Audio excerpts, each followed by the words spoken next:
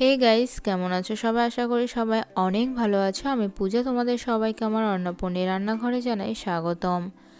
আজ আমি তোমাদের সাথে শেয়ার করব নরম কিন্তু ফুলকো কড়াইশুটির কচুরি।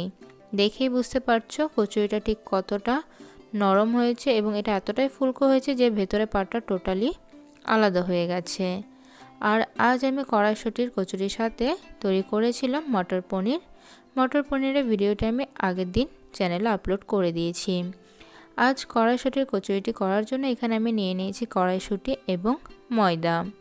কড়াইশুঁটিটাকে সেদ্ধ করে আমি ব্লেন্ডার জারে দিয়ে দিচ্ছি এবং সাথে থাকছে আদা, কাঁচা লঙ্কা, সামান্য নুন।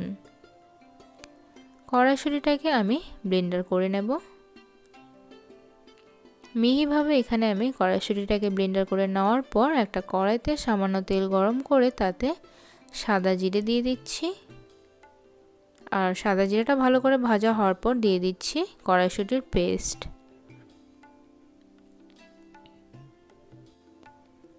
তারপরে এখানে দিয়ে দিচ্ছি হলুদ গুঁড়ো আর ভাজা জিরে মশলা।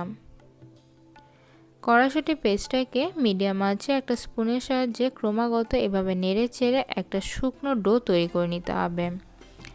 মোটামুটি এখানে আমার 5 থেকে 6 মিনিট লেগেছে কড়াইশুঁটির একটা শুকনো ডো তৈরি করতে। তৈরি হয়ে গেছে, এটাকে আমি নামিয়ে নেব। তো পেস্টটাকে আমি একটা বাটিতে তুলে নিচ্ছি। এবার তৈরি করে নেব কচুরির ডো। তার জন্য একটা বাটিতে আমি নিয়ে নিলাম ময়দা, সাথে থাকছে নুন এবং খাবার সোডা। বেকিং পাউডার দিইনি, শুধু খাবার সোডা আর নুন দিলাম। এবার দিয়ে দিলাম তেল। এবার সমস্ত উপকরণগুলোকে হাতের সাহায্যে ভালো করে মিশিয়ে নিয়ে দিয়ে দিচ্ছি উষ্ণ গরম জল। ঠান্ডা জল একদমই নয়, উষ্ণ গরম জল দিলে কিন্তু কচুরিটা অনেক নরম হয়। এবার ডোটাকে সুন্দরভাবে মাখিয়ে নেব। খুব সুন্দর একটা ডো তৈরি হয়ে গেছে।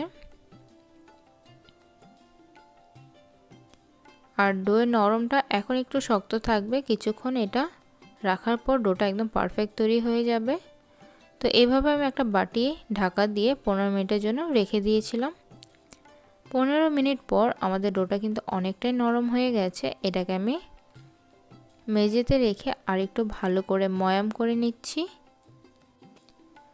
ভালো করে ময়াম হয়ে যাওয়ার পর পুরো ডো থেকে আমি লুই দুটো মাত্র তৈরি করব। দুটো লুই তৈরি হয়ে গেছে। এবার লুইগুলোকে হাতের মধ্যে রেখে এভাবে ঘুরিয়ে ঘুরিয়ে একটা বাটির মতো তৈরি করতে হবে এবং তার মধ্যে দিয়ে দিচ্ছি কড়াইশুঁটির পেস্ট। কড়াইশুঁটির পেস্টটা একটু কম দেবে, তাহলে কিন্তু মুখটা বন্ধ করতে খুবই সুবিধা হয়। বেশি দিলে বেলার সময় ফেটে যায়, ভাজার সময় ফোলে না। তো মুখটাকে এখানে আমি খুব ভালো করে বন্ধ করে দিলাম। এবার সামান্য ময়দার সাহায্যে আমি লিচিটাকে বেলে নেব। আলতো চাপ দিয়ে, মাঝখানটায় চাপ দিচ্ছি না, সাইডগুলো আলতো চাপ দিয়ে কিন্তু বেলে নিলাম। এবার একটা কড়াইতে তেলকে ভালোভাবে গরম করে হাই ফ্লেমে কিন্তু আমি কচুরিটা দিলাম। আর এভাবে তেলটাকে খেলাতে হবে যাতে আমাদের কচুরিটা ফোলে। খুব সুন্দরভাবে কচুরিটা ফুলে গেল এবং অপোজিট সাইডটা খুব সুন্দর ভাজি হয়ে গেছে। এদিকটাও ভাজি হয়ে যাওয়ার পর আমি তুলে নিচ্ছি। এইভাবে আমি দুটি কচুরিকে ভেজে তৈরি করে নিয়েছি আজকের কড়াইশুঁটির কচুরি। তো বন্ধুরা, তোমাদের কেমন লাগলো কমেন্টে অবশ্যই জানিও। আর যদি ভালো লেগে থাকে অনেক অনেক লাইক করে আমাকে আরও নতুন নতুন ভিডিও দেওয়ার উৎসাহ দিও। তাহলে আজকে এখানেই শেষ করছি। আবার দেখা হবে নতুন ভিডিওর সাথে। ভালো থেকো, বাই।